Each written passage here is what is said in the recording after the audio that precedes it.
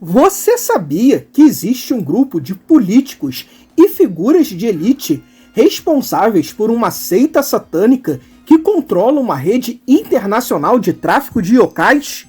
E usam essas vidas inocentes em joguetes e apostas? Não, isso não é uma teoria do QAnon. Isso é Yu Yu Hakusho, arco da mansão do Toguro. Aquele arco que a inocência começa a morrer e você percebe que bilionário é pior do que qualquer yokai.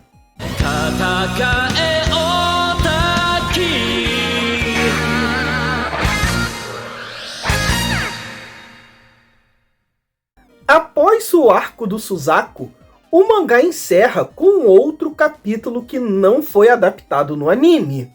Outro naquela pegada de humor dos 2 primeiros volumes. Aqui, 2 yokais fracotes estão se passando por Yusuke e Kuwabara e arrumando confusão com outras gangues. Como nossos heróis ainda estão muito fracos após a batalha, o propósito dos yokais é fazer eles lutarem com vários humanos, ficarem ainda mais fracos e serem derrotados pelos demônios, que ficarão com toda a fama. Sinceramente, não há muito o que comentar desse capítulo. Kurama faz uma aparição que brinca com as aparições de Tuxedo Mask de Sailor Moon, cujo a autora casará mais tarde com o autor de Yu Yu Hakusho. Mas só tô comentando mesmo esse capítulo aqui por conta de uma fala do Riei. Ele afirma que essa gangue de yokais que armou para cima do Yusuke e do Kuwabara possui yokais mais fracos do que seres humanos. O que o Togashi vai reaproveitar lá no arco do Sensui, mas que esse arco da mansão do Toguro já dá uma boa pista. Koema, o nosso Nepo Baby preferido, encaminha outra missão para Urameshi. Dessa vez, resgatar uma mulher das neves, que foi sequestrada por Tarukane, um bilionário negociador de joias que a tortura para extrair pérolas que ela produz através do seu choro. Sendo bem honesto, pensando agora, é meio surpreendente o mundo espiritual ficar preocupado com o sequestro de uma yokai. Kuwabara, que não iria colaborar com a missão, se apaixona à primeira vista pela menina e já vai correndo na frente para resgatá-la e acaba não ouvindo o restante da mensagem. Ela provavelmente é Yukina, a irmã perdida de Riei, do qual o topetudo apaixonado não se dá muito bem. A yokai das neves não chora muito tempo, mesmo sobre tortura, e Tarukane traz os mercadores das trevas, um grupo de yokais que faz tráfico de outros animais para bilionários se divertirem. Eles não são preocupados com territórios como os yokais dos arcos anteriores, e sim com dinheiro e status. Lembra do capítulo que eu acabei de falar? O do Yusuke do Kuwabara falso? Então, existem yokais que são tão fracos quanto uma criança. Então, esses seres, na mão de quem pode pagar, acaba virando um brinquedinho, acaba virando um entretenimento, e eles nem podem reagir. E não somente aquele tipo de brinquedinho que você pode ter associado àquele amigo do Trump que tinha uma ilha, mas também esses seres provavelmente são usados como escravos para tortura e para caça humana, entre aspas. Assim como também deve acontecer com vários indigentes do terceiro mundo na mão desse pessoal que tem tanta grana, do qual qual a lei não se aplica a eles. O líder dos Mercadores das Trevas é Toguro, que além de conseguir fazer Yukina chorar através de tortura psicológica, ele também oferece segurança ao bilionário Tarukani, do qual esse nome é um trocadilho com pessoa inclinada ao dinheiro, ou seja, uma pessoa gananciosa. Tarukani acaba precisando dessa proteção, já que 2 jovens acabaram de invadir a mansão do bilionário e estão derrotando facilmente todos os yokais que fazem a segurança do vendedor de joias. Eles devem ser os jovens dos boatos, que derrotaram Lando e Suzaku. Para ter certeza que pode confiar em Toguro, afinal seus lacaios estão sendo facilmente derrotados, Tarukani propõe que o grandão enfrente uma criatura geneticamente modificada que se alimenta de tigres e leões. E o xará do ex-namorado da Sayuri derrota o bicho facilmente usando apenas 30% da sua força. Para deixar as coisas mais emocionantes, Tarukani convoca o Black Club, um grupo de bilionários que conhecem a existência dos yokais e adoram participar de apostas valendo altíssimas quantias de dinheiro. Pessoas que não teriam nenhuma dopamina usando aquele aplicativo do Little Tiger. O desafio é: quem vencerá? Urameshi Kuwabara ou os Mercadores das Trevas? Após derrotar todos os buchas que estavam no quintal, Toguro manda seus 3 melhores guerreiros. A equipe mais genérica que você pode imaginar. Uma mulher fatal, um baixinho esquisito e um fortão. Só faltou mesmo o cabeçudo inteligente.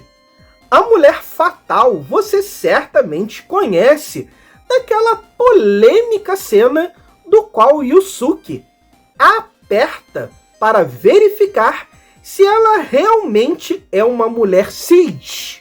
Ao descobrir que se trata de uma mulher trans, Urameshi a espanca e sugere que ela se torne uma mulher de corpo e alma. Olha, para decepção da maioria de vocês, eu não vou me aprofundar muito nisso aqui nesse vídeo. Eu sei que vocês estavam esperando por isso, só que eu não acho que seria justo. O Togashi mudou muito desde o começo da serialização de Yu Yu Hakusho, e essa piada em si é muito uma piada comum em mangás de adolescentes rebeldes japoneses. Antes de começar a serialização de Yu Yu Hakusho, o mangá que o Togashi queria fazer, na verdade, era um mangá de 4 meninas trans que praticam esportes. E eu tenho certeza absoluta que seria um mangá bastante pejorativo. Só que você vai vendo que o autor foi evoluindo o pensamento dele ao longo dos anos. Se você pegar já em level E, ele já tem um entendimento bem melhor da situação, com um homem trans que aparece lá na obra. E em Hunter vs Hunter, ele se saiu muito bem representando uma personagem trans, que é irmã do Killua. Então eu acho que vale muito mais a pena eu fazer um vídeo futuro falando sobre toda essa evolução do autor desse mangá. Eu não quero uma pessoa que tenha uma biografia perfeita e intocável. Afinal, eu também reproduzia esse tipo de preconceito no passado. Estranho seria se eu, de 37 anos, tivesse os mesmos pensamentos do meu eu de 17 anos. Então, eu não vou julgar moralmente o Togashi por conta de uma coisa que ele fez nos anos 90 e que eu sei que em 2010 ele já pensava completamente diferente. Eu acho isso mau caratismo. E se você for mais a fundo, o Yusuke não desmerece a personagem por ser uma pessoa trans. Ele espanca ela porque ela é uma sequestradora e uma traficante de pessoas. Mesmo que essas pessoas sejam yokais, ainda são pessoas da mesma raça dela. E o Yusuke, ele não invalida ela por ser uma pessoa trans. No mangá, ele diz que ela deveria, então, já que se sente mulher, procurar se transformar em uma mulher de corpo e alma. Ou seja, ele meio que sugere que ela corte as asas de um anjo e faça uma cirurgia cara lá na Tailândia. Claro, eu não concordo com o pensamento do Yusuke. Eu não acho que toda mulher trans deve se submeter a esse tipo de cirurgia, que deve ser muito doloroso, tanto fisicamente quanto psicologicamente. Mas, se formos parar para pensar, se formos lembrar do contexto que esse mangá foi produzido, um Japão conservador do início dos anos 90, na verdade, o Urameshi está tendo um pensamento progressista para a época. Ele está aceitando aquela pessoa conforme ela é, só que ele acha que ela deveria dar um passo a mais.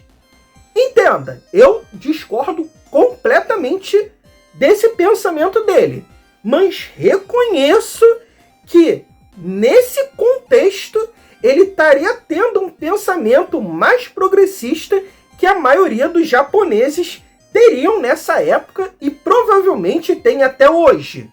E se formos pensar no nosso contexto do início dos anos 90 do Brasil, é pior ainda. Só o fato de você ser gay já era motivo das pessoas quererem te espancar na rua. Na verdade, só o fato de você ter cabelo grande já era motivo de acharem que você era gay e que você merecia porrada. Então, não! Por incrível que pareça, o Urameshi não foi transfóbico aqui.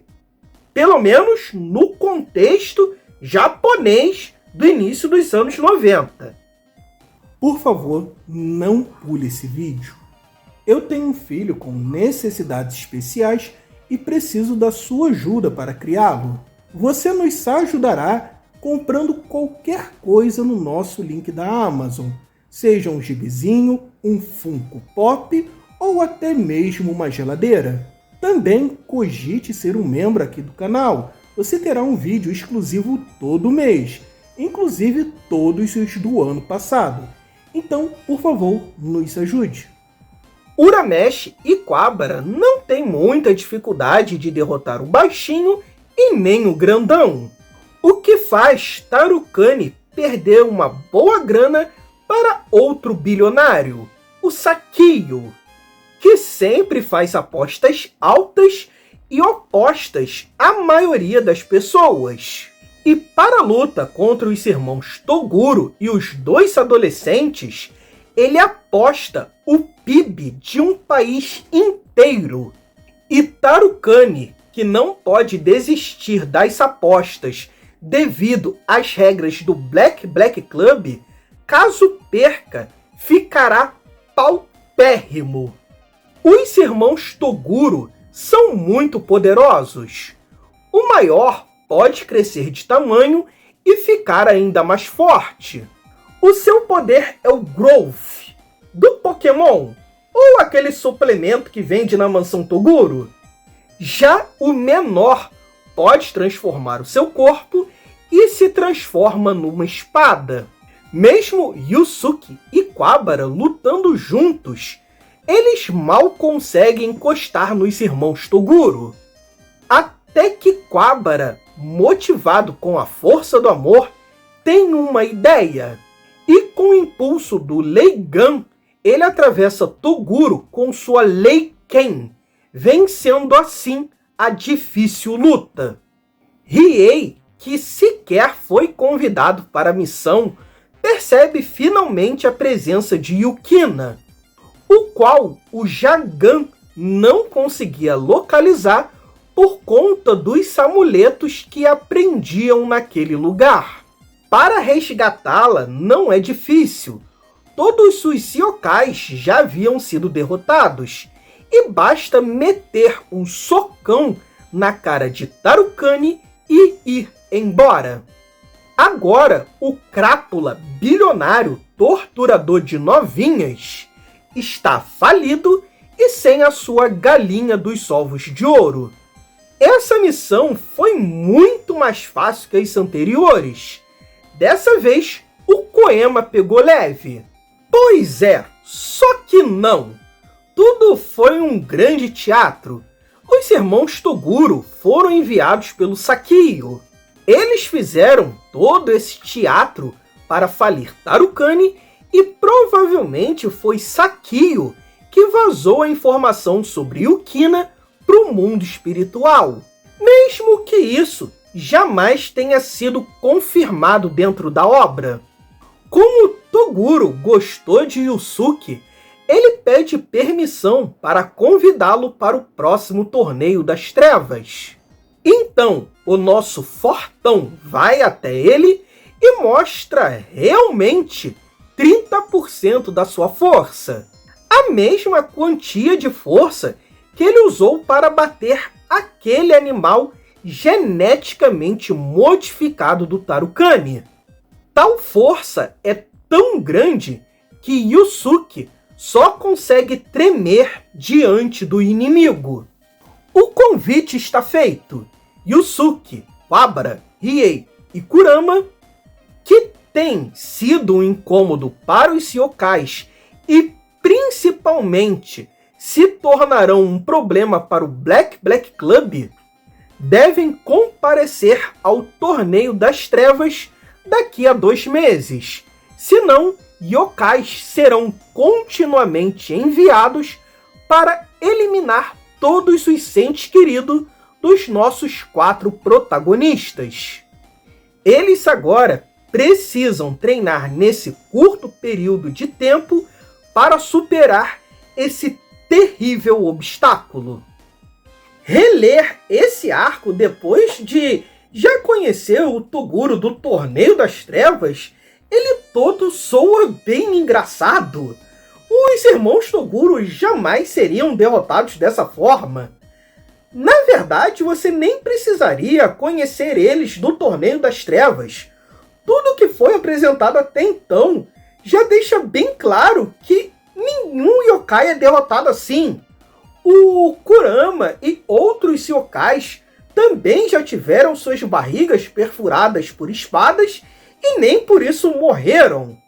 Fora que o irmão Toguro, o baixinho, simplesmente poderia ter destransformado e enfrentado os 2 adolescentes que estavam sem energia. Então, sim, foi um teatro bem mal feito e ele acaba soando muito mais engraçado depois que você já sabe de tudo. Apesar de não deixar tão implícito nesse arco, o Togashi já plantou aqui a sementinha que o mundo de Yu Yu Hakusho não é tão maniqueísta, não é tão preto no branco. Os verdadeiros vilões não são yokais que gostam de devorar seres humanos, e sim pessoas que têm grandes poderes e que não têm nenhum tipo de escrúpulo.